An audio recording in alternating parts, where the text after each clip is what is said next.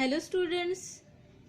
So we are starting your second unit from inorganic chemistry, and today's our topic is about the valence bond theory.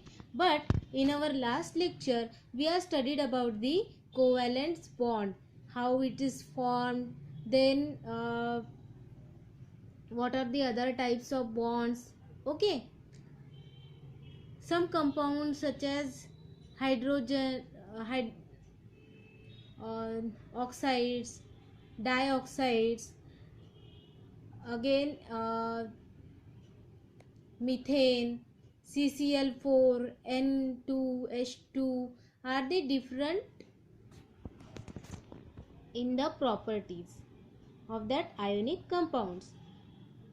Okay, so different जो compounds होते हैं, कुछ में bond जो होते हैं वो आयोनिक होते हैं और कुछ जो बॉन्ड होते हैं वो कोवैलेंट होते हैं. सो इन लास्ट लेक्चर मैंने आपको ये समझाया था कि कोवैलेंट बॉन्ड कैसे बनता है, by the sharing of electron. और आयोनिक बॉन्ड कैसे प्रिपेयर्ड होता है, जब कोई भी खादा मॉलिक्यूल या एटम्स होता है वो क्या करता है, अपने इलेक्ट्रॉन जो होता है वो डोनेट कर देता है. ओके, जब वो डोनेट करता है तो क्या होता है, आयोनिक बॉन्ड फॉर्म होता है. तो उसमें हमने दो एग्जांपल्स भी लिए थे, एक H2 का एग्जांपल लिया था और उसके साथ साथ एक NaCl का एग्जांपल लिया था, जहाँ पे सोडियम क्या कर रहा था, अपना एक इलेक्ट्रॉन जो है वो क्लोराइड को क्या कर रहा था, ट्रांसफर कर रहा था. That means it can form the ionic bond, and if it is share the electron, that is known as covalent bond. covalent bond form करने के लिए क्या ज़रूरी है, इलेक्ट्रॉन की शेयरिंग ज़रूरी है. ओके, सो अगर किसी में कोई मॉलिक्यूल है जिसमें क्या हो रहा है, इलेक्ट्रॉन की शेयरिंग हो रही है, और उससे जो बॉन्ड है कोवैलेंट बॉन्ड अगर प्रिपेयर्ड हो रहा है, तो उस कंपाउंड को हम क्या कहेंगे, covalent compound. So first of all there is a question, आपको एक क्वेश्चन आ सकता है कि वो जो कोवैलेंट बॉन्ड है, how it is formed. Okay, for the innovation of this covalent bond there is a theory, that is the valence bond theory. valence bond theory जो है वो 1927 में प्रपोज्ड की थी, किसने, by Heitler and London. Heitler and London ने ये जो थेरी है वैलेंस बॉन्ड थेरी, इसको इन्वेंट किया था. देन इसमें कुछ क्यूरीज होगी या फिर कुछ प्रॉब्लम्स होंगे, जिस वजह से उसको मॉडिफाई करना पड़ा by the Paulings and Slaters. Paulings and Slaters ने 1931 में क्या किया, इसको, ये जो वैलेंस बॉन्ड थ्योरी है उसको क्या किया, मॉडिफाई किया. फर्स्ट 1927 ने हिटलर एंड लंडन ने इसको प्रपोज्ड किया, लेकिन कुछ क्यूरीज होने की वजह से मॉडिफाई की गई ये theory. And this can be best explained by considering the formation of hydrogen molecule. ये जो थेरी है, वैलेंस बॉन्ड थेरी है, इसको वेल एक्सप्लेन करने के लिए किसका एग्जाम्पल लिया गया, hydrogen. Here is a example of hydrogen molecule. Molecule बोले तो यहाँ पे हाइड्रोजन कितने होना चाहिए, H2, 2 हाइड्रोजन. ओके, सो जब भी फॉर्मेशन होता है या प्रोसेस होती है फॉर्मेशन ऑफ मॉलिक्यूल की, तो ऐसे समय में जो आउटर मोस्ट शेल में इलेक्ट्रॉन होते हैं वो क्या होते हैं, इन्वॉल्व होते हैं in terms of cancellation of spin, that is neutralization of magnetic field which is created by them, and it is necessary condition for the formation of stable bonds. So अगर हमको मीन्स ये valence bond theory समझने के लिए हमको एक molecule का example लेना पड़ेगा, that is H2 molecule, hydrogen molecule. लेकिन हाइड्रोजन मॉलिक्यूल बॉन्ड कब फॉर्म करेगा, जब उसकी जो आउटर मोस्ट शेल है, अब इसमें हाइड्रोजन का इलेक्ट्रॉनिक कॉन्फ़िगरेशन क्या आएगा, 1s। बिकॉज हाइड्रोजन अगर हम ड्रॉ करते हैं या फिर हाइड्रोजन का एटॉमिक नंबर और एटॉमिक मास कितना होता है, 1 ही होता है। दैट्स वाई उसके न्यूक्लियस के बाहर में कितने इलेक्ट्रॉन होंगे, सिर्फ एक ही इलेक्ट्रॉन होगा। अब एक इलेक्ट्रॉन रहने के वजह से इसका ऑक्टेट कंप्लीट हो रहा है क्या, नहीं, बिकॉज फर्स्ट शेल में कितने इलेक्ट्रॉन होना चाहिए, 2 इलेक्ट्रॉन होना चाहिए, लेकिन यहाँ पर कितने इलेक्ट्रॉन है, एक ही इलेक्ट्रॉन है। That means its octet is not completed, it's incomplete. Then what we have to do, we have to share one of the electron of other hydrogen. Molecule अगर बनाना है तो यहाँ पर एक इलेक्ट्रॉन है, उसके साथ में अपने को और एक इलेक्ट्रॉन लेना पड़ेगा, तब इसका क्या होगा, ऑक्टेट कंप्लीट होगा। ओके, सो यहाँ पर ये जो मीन्स वैलेंस बॉन्ड थ्योरी का जब फॉर्मेशन हुआ था, तो इलेक्ट्रॉन जो होते हैं, इलेक्ट्रॉन में क्या होता है, स्पिन होता है, ठीक है, स्पिन को कंसीडर किया गया। सबसे पहले इसको क्या करना पड़ेगा, न्यूट्रलाइज करना पड़ेगा इसके मैग्नेटिक फील्ड को, तभी ये स्टेबल बॉन्ड फॉर्म कर पाएंगे, है ना। जैसे कि ये इसमें एक इलेक्ट्रॉन है, इसका मैग्नेटिक स्पिन और इसका जब दूसरे वाले का मैग्नेटिक स्पिन जब अपोजिट होगा तो ये न्यूट्रलाइज होगा, और न्यूट्रलाइज होने के बाद ही वो क्या कर पाएंगे, स्टेबल बॉन्ड फॉर्म कर पाएंगे, है ना। जैसे इसका स्पिन है, एक इलेक्ट्रॉन का स्पिन है और दूसरे इलेक्ट्रॉन का भी स्पिन है, ओके। इसमें मैग्नेटिक फील्ड रहेगा। स्पिन जो है वो आपको फर्स्ट यूनिट में आपको पता चल जाएगा कि स्पिन क्या होता है, क्योंकि ये इलेक्ट्रॉन जो है जब शेल में घूमता है उसके साथ साथ खुद में भी घूमता है, ठीक है, तो इसमें स्पिन होता है क्लॉकवाइज एंड एंटी क्लॉकवाइज। अगर क्लॉकवाइज है तो +½ और एंटी क्लॉकवाइज है तो मीन्स अपनी स्पिन की अलग अलग वैल्यूज होती है, लेकिन इसमें जो है वो फर्स्ट शेल में है इलेक्ट्रॉन, ओके, और एक ही इलेक्ट्रॉन है। डैट मीन्स इसका जो स्पिन रहेगा और अदर का जो स्पिन रहेगा, दो जो हाइड्रोजन अपन ले रहे हैं, ये जो स्पिन है वो डिफरेंट रहेंगे, एंड दैट मीन्स इसके जो दोनों के स्पिन है ये एक दूसरे को कैंसिल कर लेंगे। जैसा यहाँ पर है, एक का +1/2 और एक का अगर -1/2, ये इनके स्पिन है, ये इलेक्ट्रॉन जो है इनके स्पिन है। ये अगर दोनों को अगर हम कंसिडर करते हैं तो +½ को -½ क्या करेगा, कैंसिल कर देगा। That means it get neutralise, 0 हो जाएगा। इसका जो मैग्नेटिक फील्ड है वहाँ पे जो क्रिएट हुआ है इसका न्यूट्रलाइजेशन हो जाएगा, 0 हो जाएगा, मतलब न्यूट्रलाइज हो जाएगा। और न्यूट्रलाइज अगर होता है तो वो स्टेबल बॉन्ड फॉर्म कर सकता है। तो यहाँ पर जब वैलेंस बॉन्ड थ्योरी प्रपोज्ड की गई तो यहाँ पे इन्होंने मिस पॉलिंग्स एंड स्लैटर्स ने जो मॉडिफाई की हुई जो थ्योरी है उसमें हाइड्रोजन का क्या किया गया, यूज़ किया गया। हाइड्रोजन का मॉलिक्यूल लिया गया, हाइड्रोजन के मॉलिक्यूल में 2 इलेक्ट्रॉन्स है, ओके, हाइड्रोजन के मॉलिक्यूल में 2 इलेक्ट्रॉन्स है, एक इधर है एक इधर है, समझ लो, मान लो यहाँ पे इलेक्ट्रॉन एक है, यहाँ पे दूसरा इलेक्ट्रॉन है, लेकिन ऑक्टेट कंप्लीट करने के लिए इनको एक दूसरे की शेयरिंग करना पड़ेगा। ये भी 1s में है, ये भी 1s में है। जब ये इनकी शेयरिंग करेंगे, यहाँ पे देखो आपको पता चल रहा है ये ओवरलैप हो रहा है, और इसमें दोनों ने एक दूसरे के इलेक्ट्रॉन्स की शेयरिंग कर ली है, और ये फॉर्म कर रहा है सिग्मा बॉन्ड।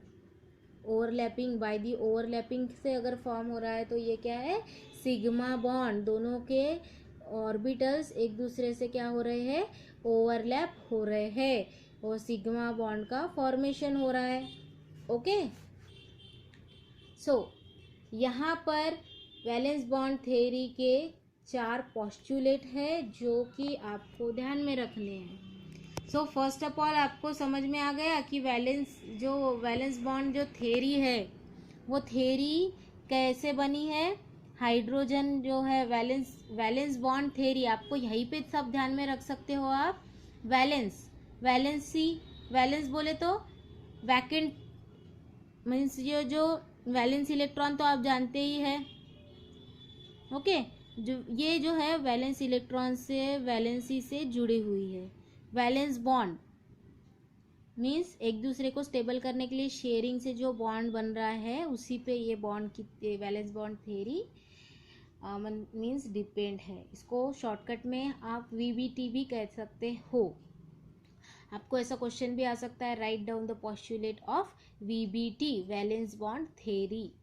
ओके, तो यहाँ पर आपको 4 पोस्टुलेट है जिसको आपको ध्यान में रखना है for the exam point of view. यहाँ तक आपको समझ में आ गया कोवैलेंट बॉन्ड क्या होता है, कोवैलेंट बॉन्ड कैसे बनता है। By the sharing of electron से कोवैलेंट बॉन्ड बनता है। दोनों ने एक दूसरे के इलेक्ट्रॉन्स को ग्रैब कर लिया, इसके भी 2 हो गए, उसके भी 2 हो गए। ओके, वैलेंसी भी सेटिस्फाइड हो गई और बॉन्ड भी बन गया। So that is the SS overlap. ये दोनों के भी जो 1s ऑर्बिटल ओवरलैप हो गए, दैट इज SS ओवरलैप। इससे सिग्मा बॉन्ड जो है वो फॉर्म हो गया। ओके, सिग्मा बॉन्ड और पाई बॉन्ड ऐसे 2 बॉन्ड्स होते हैं।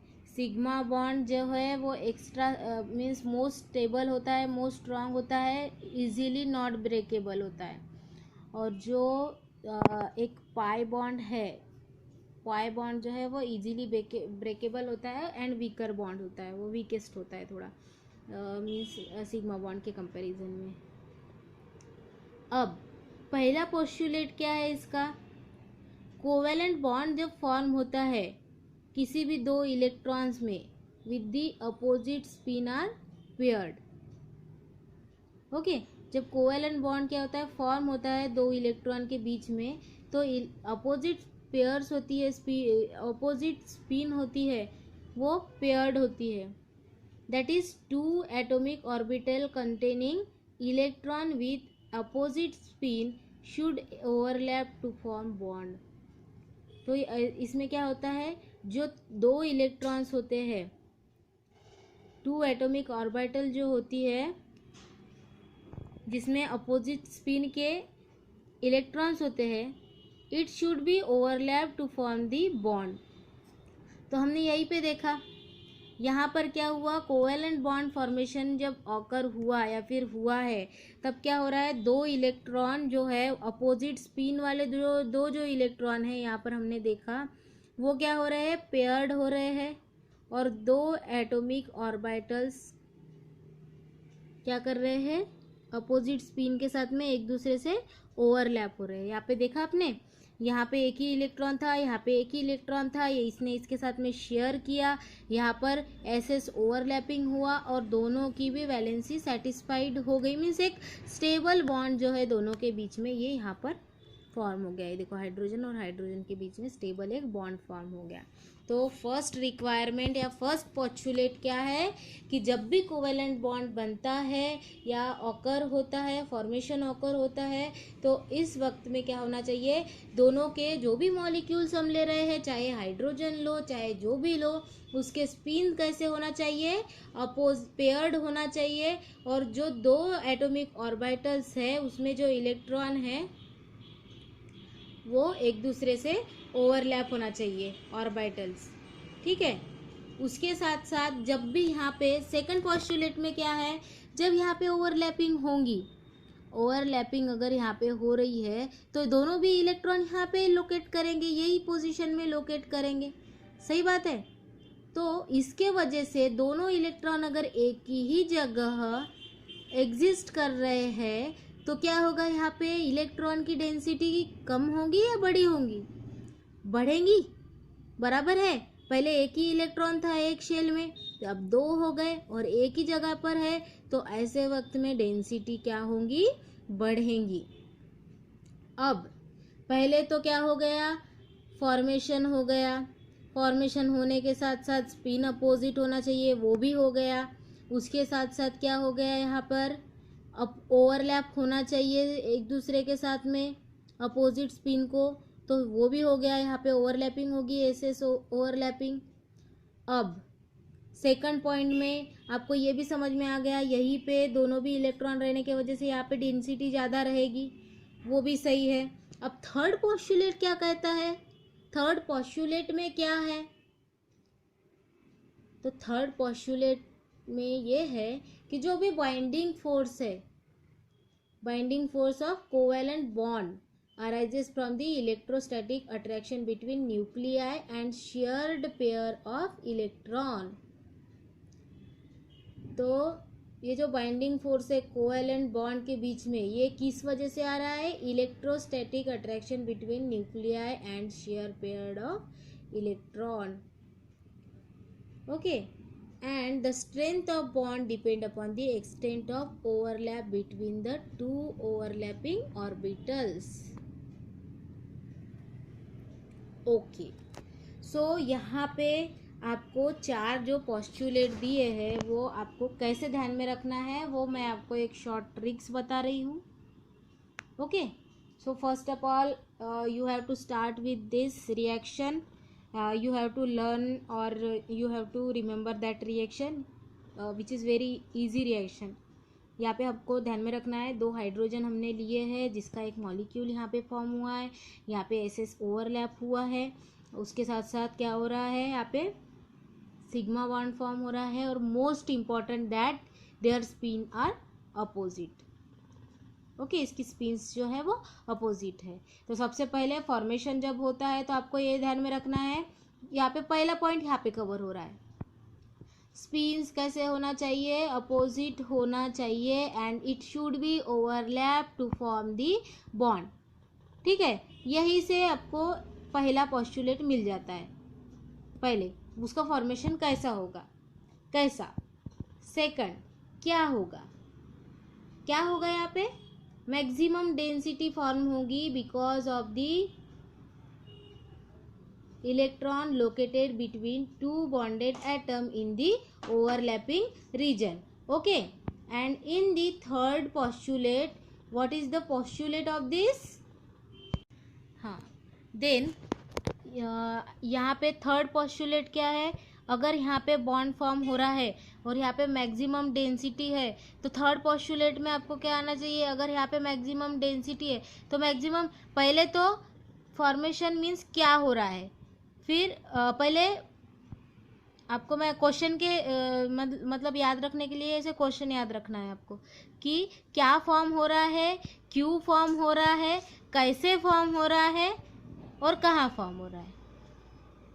ठीक है, तो पहले तो आपको समझ गया यहाँ पे बॉन्ड फॉर्म हो रहा है ड्यू टू अपोजिट स्पिन, उसके साथ साथ यहाँ पे क्या हो रहा है, ये एक दूसरे के साथ में ओवरलैप हो रहे हैं, एसएस ओवरलैपिंग यहाँ पे फॉर्म हो रही है। उसके बाद में जो इलेक्ट्रॉन है ये यहाँ पे सबसे ज़्यादा मात्रा में होने की वजह से यहाँ पे डेंसिटी ज़्यादा है। थर्ड पॉइंट क्या है, यहाँ पे ये जो डेंसिटी तो ज़्यादा है, उसके साथ साथ यहाँ पे जो फोर्स है, बाइंडिंग फोर्स है, जिसके वजह से यहाँ पे बॉन्ड फॉर्म हुआ है कोवेलेंट बॉन्ड में, तो ये जो बाइंडिंग फोर्स है ये किसके वजह से है, because of the attraction between the nuclei. यहाँ पे दोनों हाइड्रोजन के न्यूक्लियाई है, दोनों हाइड्रोजन के न्यूक्लियाई के बीच में क्या होता है, अट्रैक्शन होता है, and again there is the electron, electron और न्यूक्लियाई जो है मीन्स हाइड्रोजन की न्यूक्लियाई और शेयर्ड पेयर ऑफ इलेक्ट्रॉन, इसके वजह से इसमें क्या है, बाइंडिंग फोर्सेस है, जिसके वजह से फोर्स ऑफ अट्रैक्शन यहाँ पे वर्क कर रहा है।